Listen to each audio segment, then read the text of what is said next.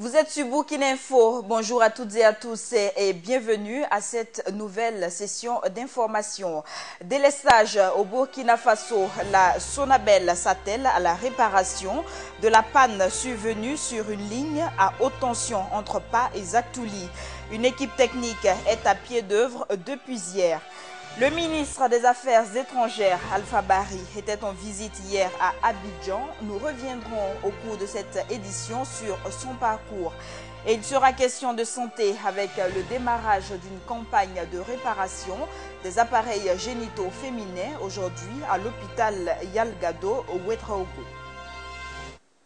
Et nous débutons donc avec cette information de la Sonabel afin de résoudre les pannes survenues sur ces lignes de haute tension occasionnant de multiples délestages hier et aujourd'hui. La Sonabel est à pied d'œuvre, le lieu de la panne ayant été identifié. Une équipe technique de la société de distribution d'électricité a été dépêchée entre Pa et Zaktouli. Et des précisions avec tout Adama, qui s'est également rendu sur les lieux cet après-midi. Effectivement, depuis hier 16h, nous avons eu une panne sur la ligne haute tension qui relie ZA et Pa à Zaktouli, donc qui empêche d'alimenter la ville de Ouaga avec l'énergie qui vient de la Côte d'Ivoire et de la centrale de Bobo-Dioulasso. On a compris qu'il s'agissait d'une rupture du conducteur. Donc, il a fallu rechercher pour localiser le lieu du sinistre.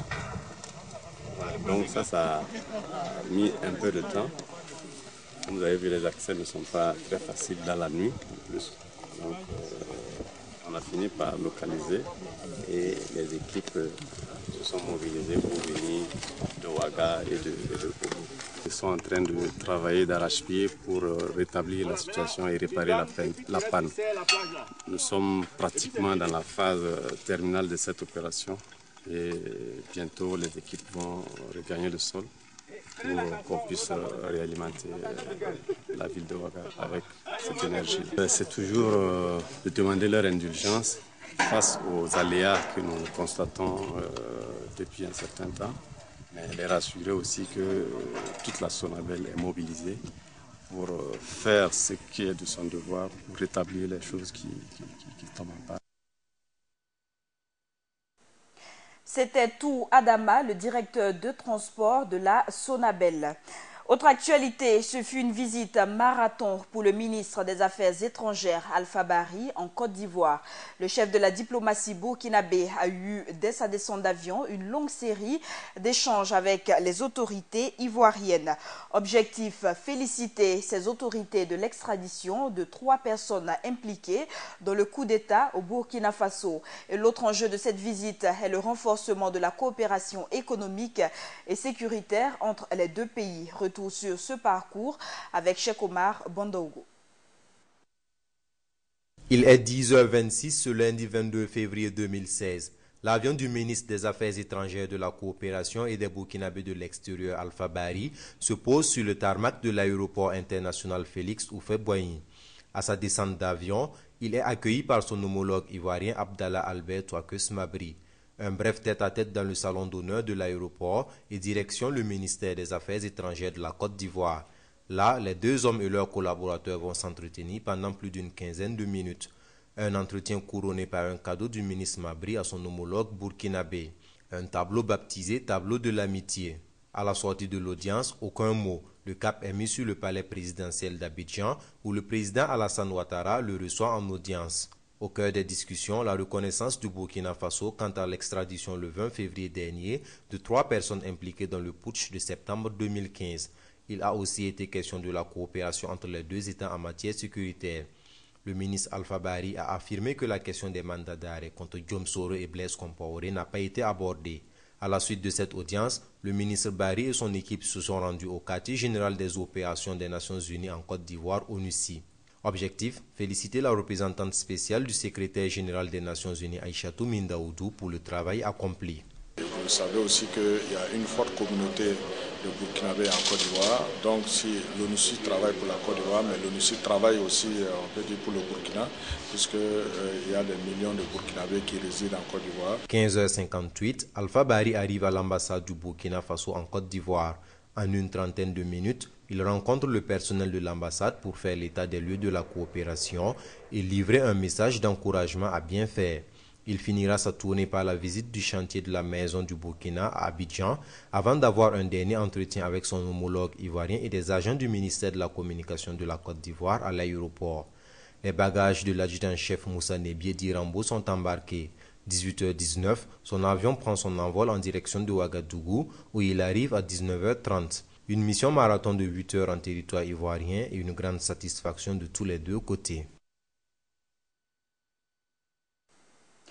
Et on apprend que l'ex-président burkinabé Blaise Compaoré a obtenu la nationalité ivoirienne selon un décret publié dans le journal officiel ivoirien.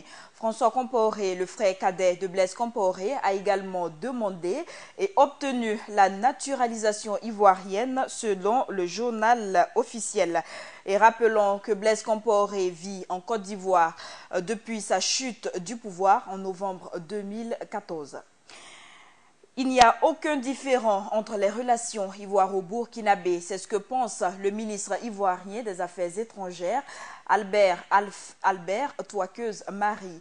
Et le diplomate ivoirien s'est aussi prononcé sur le mandat d'arrêt émis contre Blaise Compaoré et l'extradition du sergent-chef Moussa Nebié. Plus de détails dans ce reportage signé Cheikh Omar Bandogo.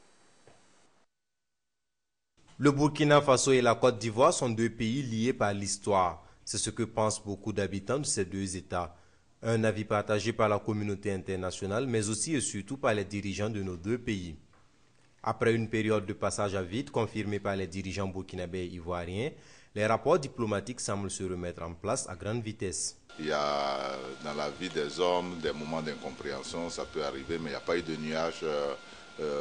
Il fallait simplement communiquer que les autorités se rencontrent. Et vous avez vu que lorsque la rencontre entre les deux chefs d'État s'est organisée à Addis Abeba, ça n'a pas eu besoin d'intermédiaires. Ils se sont parlé, ils se connaissent de longue date, ils s'apprécient et ils sont tous les deux chefs de deux pays frères où les communautés ont appris à s'aimer, à s'apprécier et à gagner ensemble. Blaise Compaoré, ancien président du Burkina Faso, est réfugié en Côte d'Ivoire depuis sa chute du pouvoir le 31 octobre 2014. Alors qu'il fait l'objet d'un mandat d'arrêt de la justice burkinabé, Blaise Compaoré bénéficie de la nationalité ivoirienne, ce qui complique son extradition voulue par le Burkina Faso. Du côté des autorités ivoiriennes, l'on se réserve de donner une position. Écoutez, les deux présidents se sont parlé sur ces questions qui sont des questions importantes. Ils ont eu à se prononcer. Nous, qui sommes leurs collaborateurs, nous sommes là pour recevoir les instructions. Ce que je sais, c'est que le Burkina et la Côte d'Ivoire trouveront les moyens de régler quelques différends que ce soit qui interviennent dans leurs relations. Mais pour le moment, il n'y a aucun différend et nous ferons en sorte d'éviter tout différend dans nos relations. Ce que nous disons, c'est que nous avons un accord en matière de coopération judiciaire et la Côte d'Ivoire honore toujours ses engagements internationaux. Quant à l'extradition de l'adjudant-chef Moussa Nebié d'Irambo, le ministre Abdallah Albert Touakeuse-Mabri affirme. Il n'y a pas de contrepartie, il n'y a pas de contrepartie entre le Burkina et la Côte d'Ivoire. Il n'y a jamais eu ça et il n'y en aura jamais. En rappel, le règlement diplomatique ne concernerait pas les mandats d'arrêt qui relèvent de la justice, mais il aurait pour but de résoudre de façon concertée les conséquences qui pourraient en découler. C'est donc reparti pour une coopération des plus belles entre la Côte d'Ivoire et le Burkina Faso. Et restons toujours en Côte d'Ivoire où le mandat d'arrêt émis contre Guillaume Soro continue de faire réagir la population, que ce soit les Burkinabés vivant en Côte d'Ivoire ou les Ivoiriens eux-mêmes. Chacun estime que le mandat d'arrêt n'a pas lieu d'être ou c'est la manière qui a fait défaut. Des réactions recueillies par Cheikh Omar Bandogo. Courant janvier 2016, la justice militaire burkinabé rend public des mandats d'arrêt émis contre l'ancien président Blaise Compaoré et le président de l'Assemblée nationale ivoirienne Guillaume Soro. D'autres sont émis contre des Burkinabés réfugiés en Côte d'Ivoire après le putsch manqué de septembre 2015. Dans les rues d'Abidjan, la capitale ivoirienne, Burkinabés et Ivoiriens déplorent tous cette situation, notamment le mandat d'arrêt émis contre Guillaume Soro. Bon, vraiment, moi j'aimerais que vraiment les deux pays s'entendent, c'est des pays frères.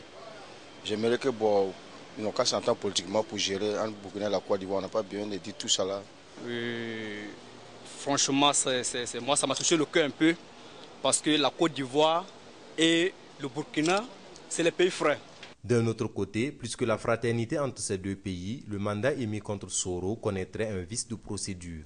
Si en matière diplomatique, si le mandat d'arrêt avait fonctionné de manière diplomatique, de la forme normale, parce que les deux ministères fonctionnent, bon, s'ils ont outrepassé ces deux ministères-là, on me fait un mandat de manière directe, je crois qu'il y a beaucoup de choses qu'ils ont sauté. Les étapes ont été brûlées, donc ce qui a envoyé un peu un froid. Qui donc du règlement diplomatique voulu par les dirigeants des deux pays et de la visite du ministre burkinabé des Affaires étrangères en Côte d'Ivoire.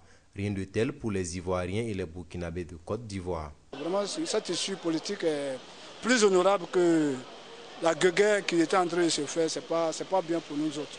C'est pas une mauvaise chose, comme je l'ai dit. Nous sommes des pays frères.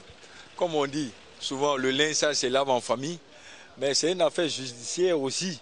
On ne peut pas ignorer le côté judiciaire. Mais si on peut résoudre de manière diplomatique, autant le faire. C'est ça la solution en fait. Par voie diplomatique, c'est la solution. Et au lieu de rester là avec tout ce qui se passe au Burkina aujourd'hui, moi je crois bien que c'est la voie diplomatique qui est la meilleure. Le moins que l'on puisse dire, c'est que les Burkinabés vivant en Côte d'Ivoire craignent que ces mandats d'arrêt ne gèlent les relations entre les deux États. C'est donc des personnes réconfortées par la visite du ministre Alpha Bari que nous avons rencontré à Abidjan ce 22 février. Poursuivons ce journal avec d'autres informations. Le gouvernement veut travailler dans les sillages des engagements pris sous la transition pour ce qui concerne les revendications syndicales. Le Premier ministre Paul Kabatieba a rencontré à cet effet une forte délégation de syndicats, une initiative saluée par les centrales syndicales. Compte rendu, Philippe Ada. La rencontre entre le gouvernement et les mouvements syndicaux s'est voulue sobre à l'image d'une prise de contact pour relancer le dialogue entamé sous la transition. Le Premier ministre a planté le décor par un rappel de la situation du pays dans les domaines politiques, sociaux et économiques, tout en saluant la contribution des syndicats à l'avènement d'une ère nouvelle au Burkina Faso. Je vous confirme la volonté donc de mon gouvernement de travailler dans le sillage de ce qui a été fait durant le régime de la transition. Il y avait vu que le dialogue avec les organisations syndicales a été fructueux, a été constant. Nous nous plaçons donc dans la même logique. Le porte-parole des mouvements syndicaux s'est félicité de l'initiative du chef du gouvernement. Nous pensons que c'est déjà un bon point, une bonne initiative que nous apprécions. Tout de même, la délégation des mouvements syndicaux, forte de 26 membres, a posé sur la table de Paul Kabatieba quelques préoccupations jugées urgentes et devant permettre à ces mouvements sociaux de jouer leur partition dans l'ancrage de la démocratie au pays des hommes intègres.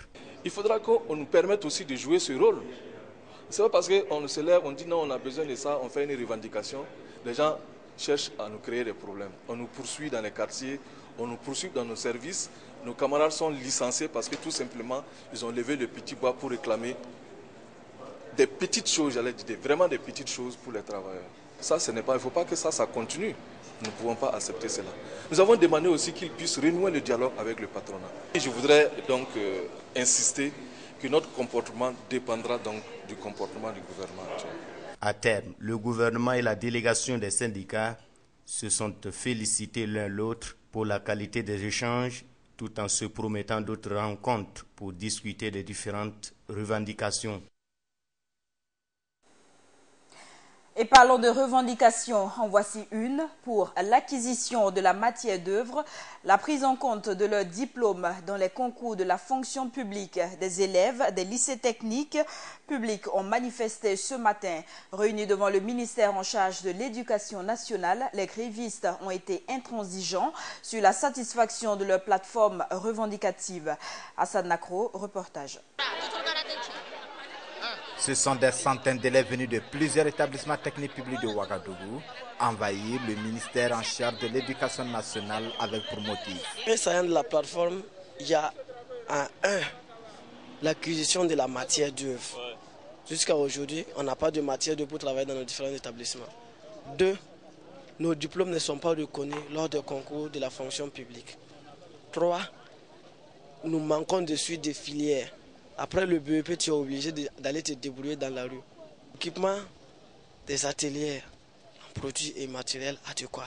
Face à cette situation, le ministre a convoqué une rencontre express avec les directeurs techniques pour trouver des réponses appropriées aux besoins urgents. J'avais échangé avec le ministre, mais c'était assez difficile de se comprendre.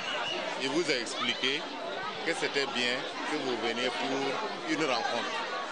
On a compris aussi que vous étiez là, vous auriez voulu que ça se passe sur place. Alors on a compris qu'il y a deux problèmes majeurs. Vous avez votre plateforme revendicative, vous en avez parlé, n'est-ce pas? Et vous avez aussi la question de la matière d'œuvre qui est plus spécifique parce que les établissements ne fonctionnent pas. Il y a le plus urgent parce qu'il n'y a pas de cours pour certains établissements. Il n'y a pas de matière d'œuvre. Le ministre a instruit qu'on prenne des dispositions pour que la matière d'œuvre puisse venir pour les établissements qui n'ont pas reçu, pour qu'au moins les cours puissent commencer. Sur votre plateforme revendicative, on vous propose de venir après-demain, puisque c'est la coordination qui a déposé, jeudi à 13h30, ici au deuxième étage, dans la salle de réunion. On va s'asseoir, on va l'examiner. Mais ces propositions semblent ne pas répondre aux attentes des élèves. Ils n'avaient pas besoin que vous attendiez aujourd'hui et à cette heure pour nous dire que le ministère va envoyer la matière d'œuvre. Aujourd'hui là, on a envoyé 4 points sur la plateforme qui ne sont pas négociables. Donc vous vous prononcez sur ces points ou non, vous vous prononcez pas. Le mot d'ordre final des élèves est le maintien de la grève jusqu'à nouvel ordre. Une marche silencieuse est annoncée pour samedi prochain à Fadangourma pour interpeller les populations contre les mariages forcés et précoces. L'initiative est de l'organisation Christian Children's Fund of Canada et la lutte défendue par cette organisation a été largement expliquée ce matin au cours d'une conférence de presse. Ibrahim Zongo nous en dit plus. Au Burkina Faso, 10% des femmes de 25 à 49 ans étaient déjà en union à peine 15 ans et 53% d'entre elles au plus 18 ans, ce qui traduit sans ambiguïté l'ampleur des mariages précoces et ou forcés dans notre pays. En vue de juguler ce phénomène, des structures de lutte pour le bien-être des enfants, réunies autour de Christian Children's Fund of Canada, entendent organiser une marche silencieuse ce samedi 27 février prochain à Fada pour interpeller les parents. Nous tenons vraiment à attirer l'attention de l'opinion publique nationale, mais internationale, sur cette problématique de mariage forcé, qui est un déni du droit de la jeune fille. Et pour que cette marche soit une réussite et atteigne le but escompté, les organisateurs peuvent compter sur le ministère de la Femme, de la Solidarité nationale et de la Famille qui compte prendre part à la marche. Mais à la suite, nous avons toutes les actions que nous allons développer pour éduquer ces jeunes filles, pour protéger ces filles dans leurs droits à travers donc l'éducation, parce que le droit à l'éducation, c'est le premier droit qui permet à l'enfant vraiment de pouvoir jouir des autres. Si Fadangourma a été choisi par Christian Children's Fund of Canada pour abriter la marche, c'est en raison de sa place dans le classement des régions qui connaît le fort taux de mariage forcé ou précoce au Burkina Faso. Il y a aussi la région de l'Est, où je l'expliquais tantôt, quand vous regardez un peu les manifestations de ce phénomène dans la région de l'Est, vraiment, ça donne, comme Madame la secrétaire d'État disait, on a un peu froid au dos. Hein? Parce qu'il y a les rapes qui sont associés à cela. Il y a le fait que, à ce niveau, on a remarqué qu'une forme, comme je le disais, d'esclavage, où un papa ou un père d'une jeune fille peut aller à la limite. Pour moi, c'est de vendre son enfant.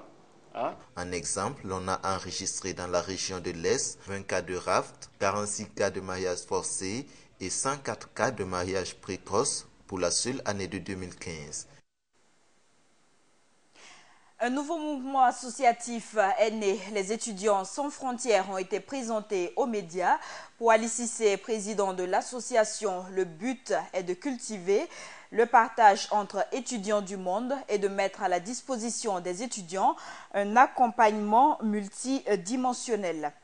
Et je l'annonçais également au titre, il sera question de santé, redonner le plaisir et le bien-être aux femmes victimes d'excision et de toute autre forme de problème lié à l'appareil génital. C'est le but d'une campagne de réparation de l'appareil génital féminin débutée ce matin.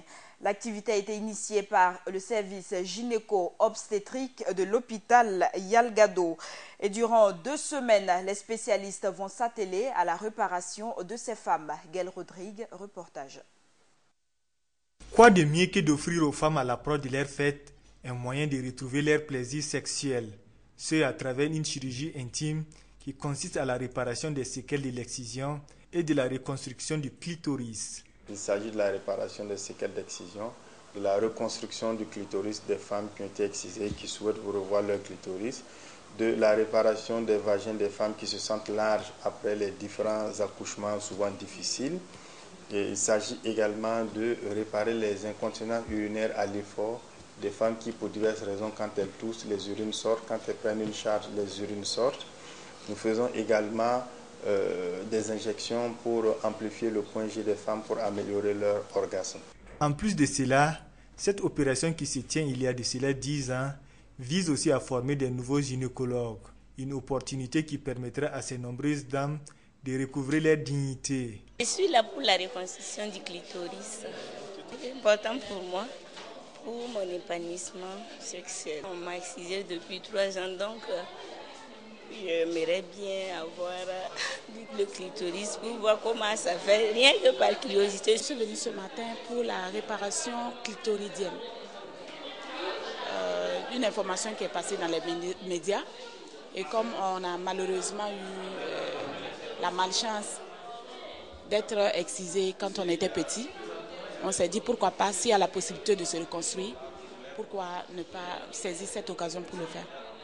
Du moment où on nous a rassuré que ça ne comporte aucun risque. Surtout quand tu te dis que c'est un organe naturel que le plus grand, le plus fort t'a donné, et tu te rends compte que selon des pratiques, des traditions, on a enlevé, et aussi par la suite des choses, il s'est révélé que ça n'a aucun lien avec la frivolité de la femme ou quoi. Bon, tu te dis pourquoi ne pas reconstruire si c'est important pour l'organisme.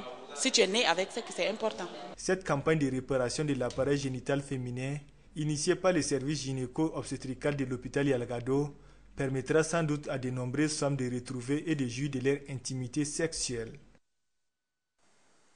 Et signalons que toutes ces différentes interventions vont se dérouler dans le bloc opératoire du service de la gynécologie obstétricale de l'hôpital Yalgado Ouedraogo. Et nous avons pu assister à une chirurgie d'une victime ce matin. Suivons ce reportage signé Gaël Rodrigue.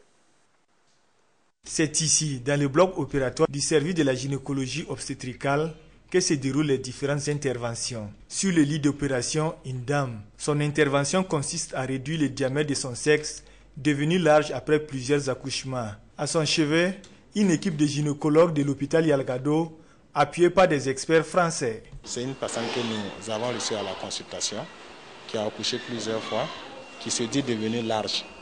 Elle pense que son périnée est devenu large, c'est-à-dire le sexe. Donc cette intervention consiste à réduire le diamètre du sexe. Cette intervention que nous voyons actuellement consiste à rétrécir le diamètre de l'appareil génital, du sexe de la femme. C'est la deuxième qu'on a installée. Il y a une qu'on a fait ce matin. Ça s'est passé très très bien, il n'y a pas eu de problème. Et ça, le devis est propre.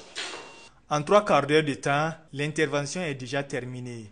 Et la patiente pourra ainsi jouir de ce qu'elle avait perdu de précieux. À la limite, c'est une plainte de la femme, c'était subjectif. Nous, on l'a examiné, on a trouvé que vraiment c'était large. On a réparé, donc nous espérons qu'elle pourra retrouver un vagin à la limite normale, comme avant ses accouchements. Donc ça a consisté à rapprocher des muscles qui sont au niveau du sexe, muscles qui sont en bas vers l'anus. On les a rapprochés et on doit laisser une ouverture qui laisse passer 2 doigts. C'est ce qui a été fait. Et puis, bon, nous pensons que la personne serait satisfaite du travail. Quand c'est comme cela, nous nous demandons au moins 2 mois. C'est pour ça, et lors de la consultation, on demande aux femmes de venir avec leur mari pour qu'on puisse les sensibiliser aussi.